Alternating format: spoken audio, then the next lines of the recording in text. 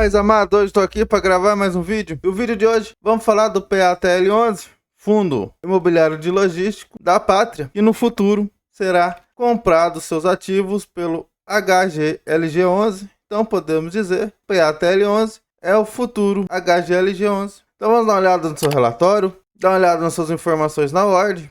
E no final do vídeo eu trago a minha opinião. Sem mais delongas, vamos para o relatório. Relatório referente a dezembro de 2025. O fundo teve início em agosto de 2020. Tem a taxa de administração total de 1,13% ao ano sobre o valor de mercado. Isso aqui já é um ponto positivo para os fundos da Pátria, que é a valor a mercado. Então, se a cota estiver descontada no secundário, o gestor acaba recebendo menos também. E o cotista acaba não sendo tão lesado assim. Que ele traz sobre o panorama de dezembro, o cenário macro. Vou pular para o vídeo, não ficar muito grande. E aqui ele traz comentário da gestão. Mas antes disso, vamos para os seus indicadores financeiros e seus indicadores imobiliários. Tem um patrimônio líquido de 445 milhões, com a cota patrimonial de R$ 89,25. Está com o PVP no fechamento desse relatório de 0,74. A cota mercado no fechamento desse relatório, R$ 66,32. Tem cerca de 4 imóveis, 8 locatários, uma ABL total de 151 mil metros quadrados e um prazo médio de aluguéis de 4 anos. Está com a vacância física de 2,7% e a vacância financeira de 6,5%. Então, antes de lermos o comentário da gestão, vamos ali na ordem ver suas principais informações e quanto que ele está custando hoje, no dia que eu estou gravando esse vídeo. Hoje, no dia que eu estou gravando esse vídeo, ele está num preço de R$ 66,89. Isso dá um PVP de 0,75, um dividend yield dos últimos 12 meses de 10,61%, a liquidez média dos últimos 2 meses de 1 milhão, está com uma variação positiva de 75% ou R$ 28,84. Podemos ver 96% do seu patrimônio líquido está alocado nos seus 4 imóveis, tem 1,5 em fundo imobiliário, 1,80 em caixa. O seu penúltimo dividendo foi 70 centavos, que ele anunciou no último dia útil de dezembro e pagou em janeiro. E agora no último dia útil de janeiro, ele anunciou 57 centavos para pagar em fevereiro. Então esses 70 centavos que ele pagou a mais aqui é o extraordinário de final de semestre. Então ele pagou um pouco a mais, tanto em janeiro quanto em julho.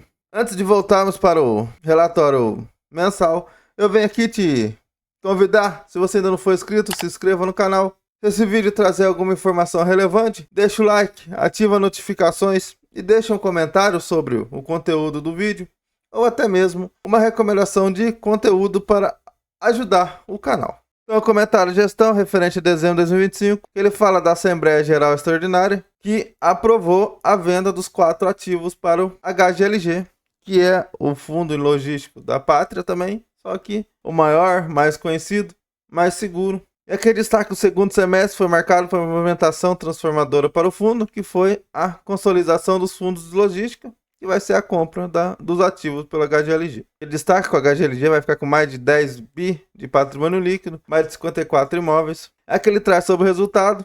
Ele teve uma receita total em dezembro, lembrando, de 94 centavos por cota, um resultado de 71 centavos. Por que a receita foi tão grande e o resultado tão baixo? Nós vamos ver na DRE, mas o resultado nada mais é que a receita menos as despesas. Que destaque também que o fundo teve resultado não recorrente. Primeiro, foi positivo, cerca de 26 centavos por cota, referente à terceira parcela da multa de rescisão da SEB, que vai sair em março. E negativamente por despesas imobiliárias referente à manutenção dos ativos em 15 centavos. Então, a sua receita extraordinária foi de 11 centavos por cota. Então, aqui nós já sabemos um dos motivos que fez também ele voltar a pagar 57 centavos. Ele não vai ter o não recorrente nesse mês que ele acabou de anunciar. Então, aqui em dezembro ele distribuiu 70 centavos por cota. Aqui está outro ponto negativo, né? Quando atrasa muito para soltar o relatório, que acaba ficando um pouco obsoleto. Mas, infelizmente, ainda é normal. O normal é um mês de atraso. Se passar disso, aí não fica. Daí ele acaba sendo coisa anormal que deve ser cobrado da gestão.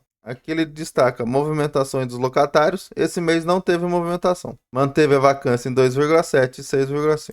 Essa vacância está lá no Ribeirão das Neves, cerca de 4 mil metros quadrados de vacância. Ele destaca também que durante o mês o locatário Friolog anunciou que manterá a ocupação de uma das câmaras do ativo do Ribeirão das Neves, cuja devolução estava anteriormente prevista. Então ele ia devolver agora eles decidiram ficar com uma das câmeras. Ele destaca que está fazendo nos ativos. No Itatiaia, ele segue prospectando empresas dos principais segmentos industriais da região para conseguir alugar a parte que será desocupada pela SEB. Uma parte ele já alugou para a Shopee, mas ainda tem outra parte. Já no Jundiaí 1, ele fala que avançou uma etapa de elaboração de minuta contratual para a nova locação, então em breve terá uma nova locação lá no Jundiaí 1. E no Ribeirão das Neves, que é o seu maior ativo em questão de vacância, por enquanto, ele destaca que está em tratativas técnicas com 2 empresas interessadas em locar parte das áreas vagas. Aqui é reajuste revisional, ele destaca que teve reajustes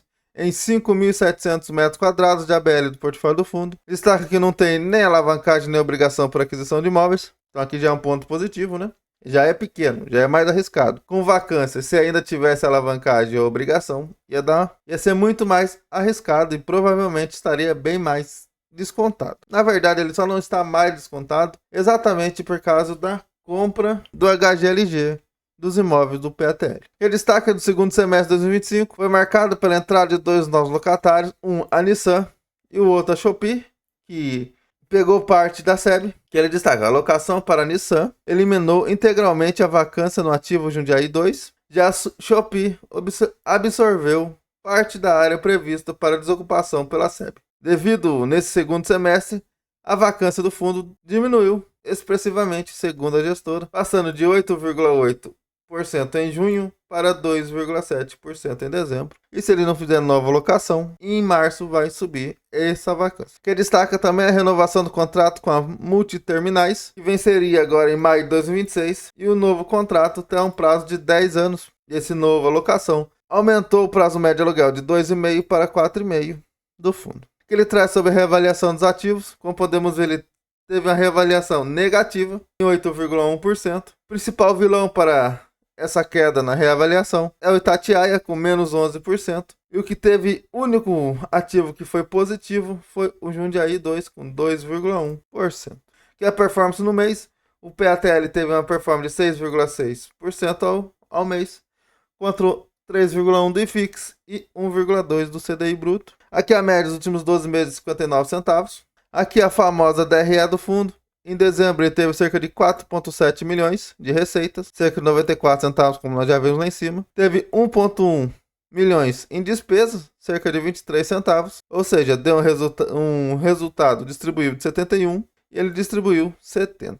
Aqui na reserva acumulada, podemos ver, ele está com a sua reserva negativa, em 78 centavos. Então, e aqui embaixo ele explica que a atual gestão do fundo adota o regime de distribuição que é baseado no princípio de apuração de lucros e prejuízos segundo o regime lucro-caixa, considerando a interpretação segundo o regime de lucro-caixa há no fundo, historicamente, um prejuízo acumulado realizado. É importante ressaltar que este entendimento não implica obrigatoriamente em uma retenção nos rendimentos futuros do fundo. Aqui a carteira de ativos, podemos ver aqui que ele tem 4 ativos. Itatiaia e o Ribeirão das Neves são os 2 maiores. Um representa 49% da receita contratada e o outro 40%. E o Jundiaí 1 e 2 representam 6% e 5%. Sua distribuição geográfica fica em 3 estados e, diferente de outros fundos imobiliários, São Paulo representa sua menor fração. Que a alocação por classe, seus 4 ativos são classe A. Não é o maior de todos, o melhor, que é o AAA, mas também não é o pior. Locação por segmentos locatários, 32% alimentício, 32% também em logístico e 16% automotivo. Sua alocação por inquilino, 32% BRF, ele é um pouco mais alocado em BRF, 19% em multiterminais e 16% Nissan. Seus contratos, 37% típico, 63% atípico. Seu indexador, 100% PCA. Seus meios de reajuste principal é maio com 31%, setembro 32%. Suas revisionais tem cerca de 5% revisional ainda aberto em 2024 e em 2026 ele tem cerca de 34%. Seus vencimentos de contrato, 20% Seus contratos vencem agora em 2026. A vacância física apenas o Ribeirão das Neves tem vacância física, nós já vimos lá em cima, cerca de 4.000 metros quadrados de vacância. Seus 4 ativos é 100% do fundo. Aqui estão a foto de cada ativo. Aqui as movimentações, como eu já trouxe lá em cima. A SEB sai em março. E o Postal entrega parte dos seus metros quadrados que está alugado. Então a sua vacância sairá de 2,7% para 19,3% em março, se ele não fizer novas alocações. Aqui são o número de cotistas, cerca de 25 mil cotistas. E aqui a Pátria traz um relatório de como é a gestora. Um fundo imobiliário logístico relativamente pequeno. Seus pontos negativos: tem poucos inquilinos, poucos ativos. Não é um monoinquilino e monoativo, mas tem poucos ativos e poucos inquilinos. Ele é mais arriscado, principalmente por seus logísticos. Está mais alocado no Rio de Janeiro e em Minas Gerais, e tem menos exposição em São Paulo, que é a grande praça de logísticos de Lages. Ele está bem descontado. Ele só não está mais descontado ainda por causa do que ele vai ser comprado pelo HGLG, seus 4 ativos, e daqui uns 6 meses, mais ou menos, esperar sair novo fato relevante falando sobre a venda. Ele vai trazer certinho a data, tudo, mas vai demorar pelo menos uns 6 meses para ele ser liquidado. Então, na minha visão, é um ativo arriscado, mas o que deixa ele um pouco menos arriscado e um pouco mais atrativo é o fato que ele será comprado pelo HGLG. Então, isso aí pode auxiliá-los nos seus estudos para colocá-los na carteira ou não. Se você chegou até aqui no vídeo, muito obrigado. E peço que se ainda não for inscrito, se inscreva no canal, deixe o like, ative as notificações, deixe um comentário. Que Papai do Céu abençoe a vida de todos. E nunca se esqueça, Jesus te ama e eu também. Esse foi mais um vídeo do Dividendos para a Liberdade e até a próxima.